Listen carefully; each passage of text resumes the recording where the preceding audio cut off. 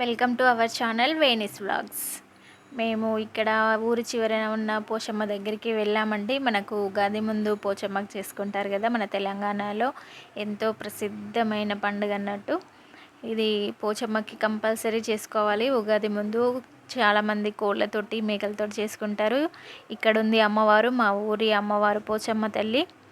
ఈ విధంగా మేము మొక్కు తీర్చుకొని దర్శనం చేసుకొని నైవేద్యం పెట్టి బోనం తీసుకొని వెళ్ళి కొబ్బరికాయలు కొట్టి నివేదన చేసుకున్నామండి.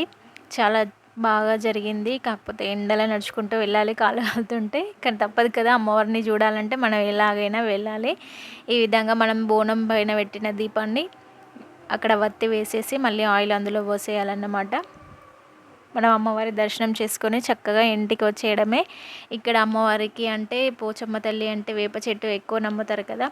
సో ఇక్కడ వేప చెట్టు దగ్గర కూడా మేము పూజ చేసామండి. నైవేద్యం సమర్పించి పెరుగన్నం పెడతారు కదా, ఎక్కువ చల్లగా ఉండాలంటే అందుకే పెరుగన్నం కూడా పెట్టేసి మంచిగా అమ్మవారికి దర్శనం చేసుకొని ఎండలోకి కొంచెం చల్లగా కాపాడమ్మ తల్లి అని మొక్కుకొని వచ్చామండి.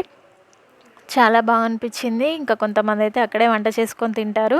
ఇంటి దగ్గర వాళ్ళు మాత్రం మొక్కుకొని వచ్చి ఇంట్లో వంట చేసుకొని తింటారండి. ఈ విధంగా పోచమ్మ తల్లికి దర్శనం చేసుకొని వచ్చాము ఫ్రెండ్స్. మా వీడియోని లైక్ చేయండి, షేర్ చేయండి, అలాగే మా ఛానల్ని తప్పకుండా సబ్స్క్రైబ్ చేసుకోండి. Thank you for watching this video.